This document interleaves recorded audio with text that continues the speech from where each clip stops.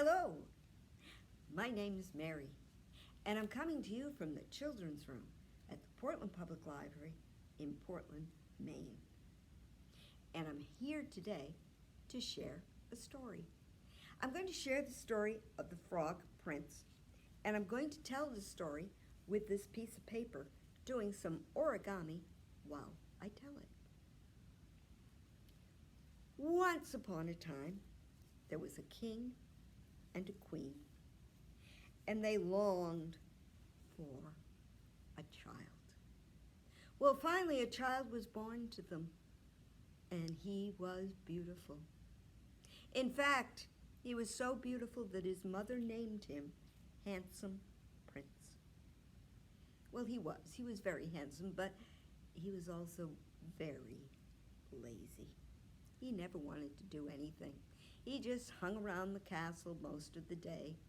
In fact, when he woke up in the morning, he waited for the servants to come in with his jade breakfast tray and place it on his bed. And there he'd eat his breakfast in bed. He hadn't even moved hardly a muscle yet.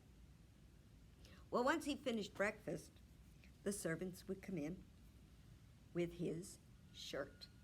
And he put on his shirt, and then he began to stretch a little and began to stick one leg out of the bed and then another leg out of the bed. And I bet, by the way, that you all can guess what the king's favorite color was. Did you say green? Absolutely. The king's favorite color was green, and everything in that castle was green, including the pants that the servants brought in for the prince to put on.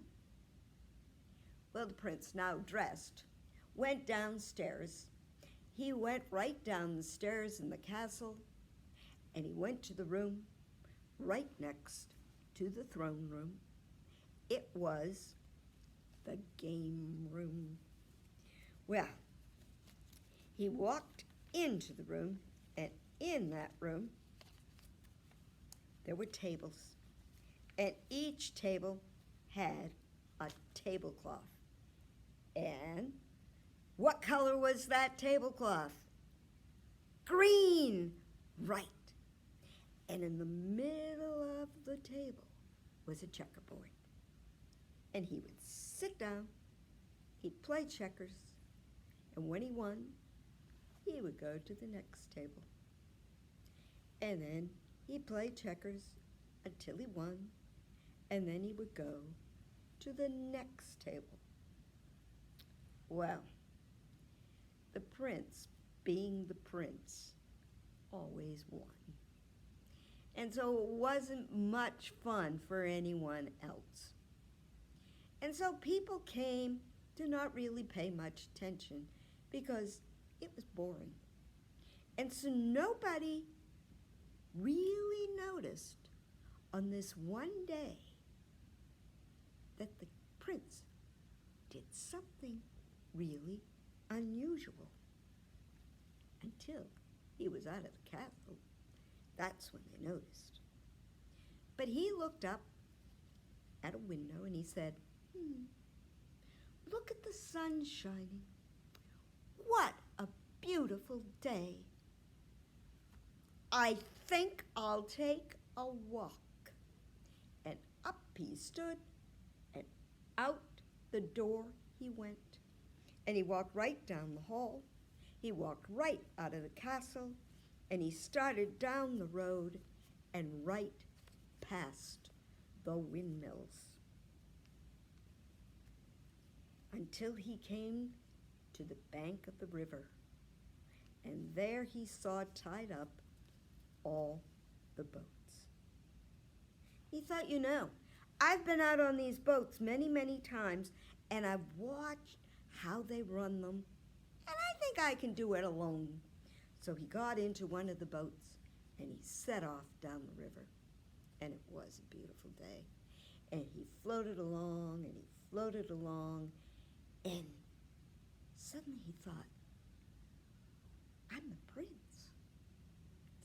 someday I'll be the king, and I will be ruling this land. Oh, he was so excited. He started waving to everybody on the bank, and everybody waved back to him. And he watched the farmers, and he looked up at the mountains and the forests. And in the forest, he could see some lumbermen working, and he was just so excited. This was such a beautiful country, and someday he would be king. Well, he kept floating along and enjoying the day and enjoying everything he saw, when suddenly he thought, you know, I'm getting kind of hungry. Then he realized that he had floated right through lunch. No wonder he was hungry. Well, he tried to turn the boat around, but the current was too strong, and he wasn't very good at running the boat, except in one direction. So he thought, well, it will be getting dark, so before it does, I should bring the boat to the bank, tie it up, and walk back to the castle. So he was able to maneuver the boat over to the bank. And he tied it up, he jumped out of the boat, and he started to walk.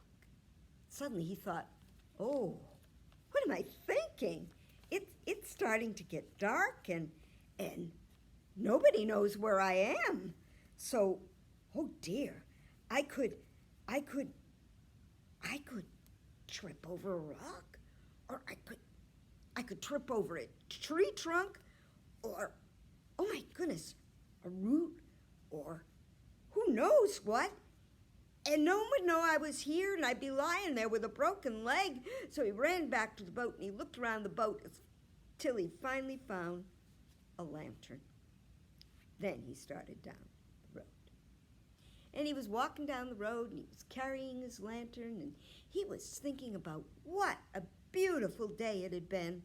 Oh, the sun was just perfect, and there was just enough of a breeze to take the boat along down the river, and up ahead, he saw the most beautiful girl he had ever seen.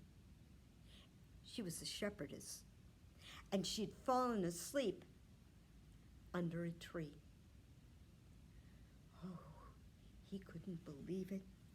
He just kept looking at her, and he thought, oh my goodness, she is so beautiful.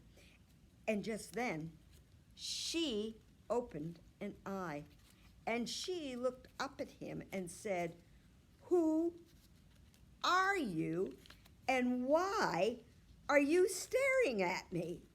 He said, oh, I'm really sorry, but, well, I'm a handsome young prince, and, well, I'm going to kiss you, and then we're going to marry. She said, no. You just keep walking down the road. He said, no, really. I am a handsome young prince.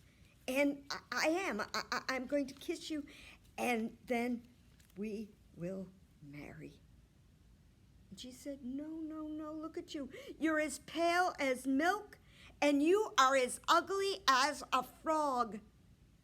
He kissed her anyway, and he turned into a frog.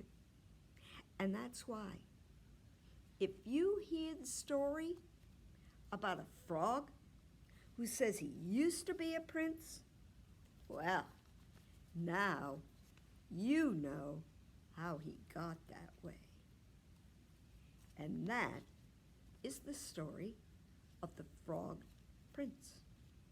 It's a story that you can find in a book called Just Enough to Tell a Story by Nancy Schimmel. Well, thank you all for joining us. My name is Mary, and I'm coming to you from the children's room at the Portland Public Library in Portland, Maine. And until next time, bye-bye.